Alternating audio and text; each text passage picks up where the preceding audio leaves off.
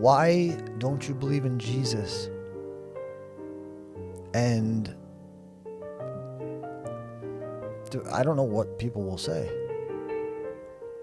but my challenge would be to answer the question, where did the church come from? If the church did not originate with the resurrection of Jesus Christ, how did it start? The history of the church is so well documented that every fact of the origin of the church and where it came from is known with such reliability. Historians don't debate about this stuff. There is so much agreement as to the origin of the church, going right back to the apostles themselves, that these guys were real guys. They really existed. They really preached this stuff, this message. Jesus Christ is risen from the dead. That's what they preached. That's universally acknowledged in serious scholarship, and historians all agree. There's a few outlying guys that would call themselves historians, but they have an axe to grind. They're people that hate God for some reason. So they have other ideas, but it's like, instead of uncovering history, they're covering up history. Because when you look at the real facts, the documented facts, in multiple forms of attestation of different cultures, different writers writing about what was going on in Jerusalem at that time, it's a very well understood period of history, the fall of Jerusalem in 70 AD. Very well documented.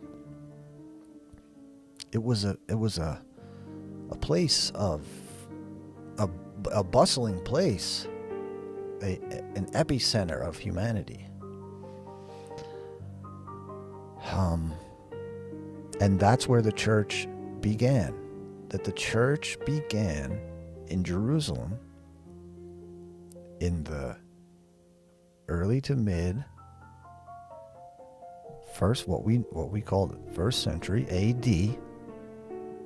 the year of our Lord. Hold on, I want to look this up. I just want to look this up. Let me take this off, because I don't want to get it. I don't want to get the translation messed up.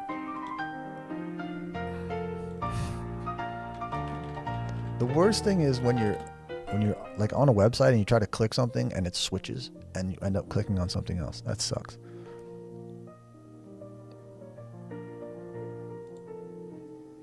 AD, Anno Domini, in the year of the Lord. So in the first century, these people began preaching in Jerusalem. They were persecuted from all sides. They were burned at the stake. They were mocked. They were humiliated. They were treated like trash. They were poor for the most part. They didn't care about material possessions.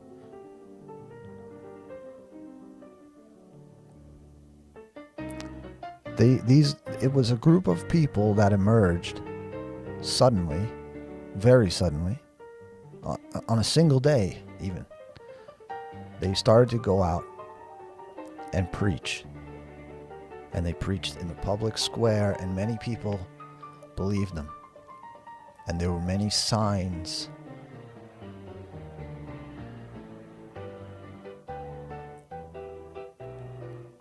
And their message was not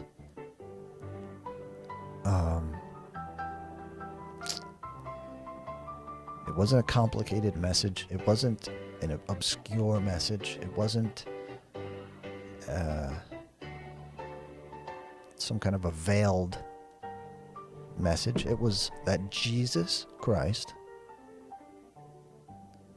rose from the grave, that he was crucified, that his blood was the payment for the sin of the world, and that he is alive, that he rose out of his grave, and that he has ascended to God.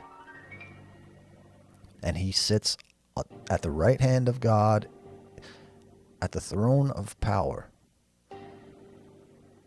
and that all power in heaven and earth is given to him. That he is God with us, that he is God in the form of a man, and that he's alive. That's the message. So just the fact that he came out of his grave, that's the reason. So the challenge would be this: to anyone who thinks that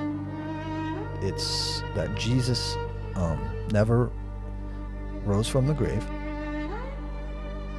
you have to look at that history and explain to yourself, well, why did these guys come out and say that Jesus was risen from the grave? Why'd they do that?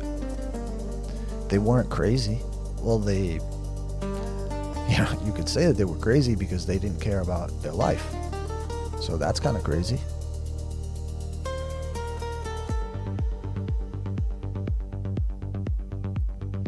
They sacrificed everything to deliver that message. And it sounds like a crazy message unless it's true. It's such a crazy message that it just spread everywhere. It spread everywhere. Why? How did that happen? But if people don't believe in God, that's a block. That's a roadblock that you cannot overcome. I mean, how could you believe that Jesus rose from the grave if you don't even believe that a God exists? And people who think that there's no God the Bible calls them fools. The heavens declare the glory of God, and the earth and the firmament showeth his handiwork. Day unto day uttereth speech, and night unto night showeth knowledge. There is no speech nor language where their voice is not heard.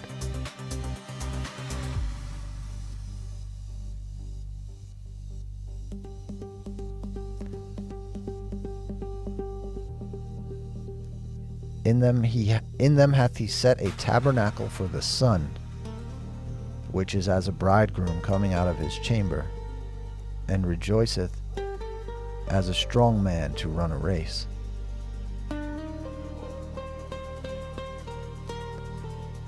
The dog is barking at the cat.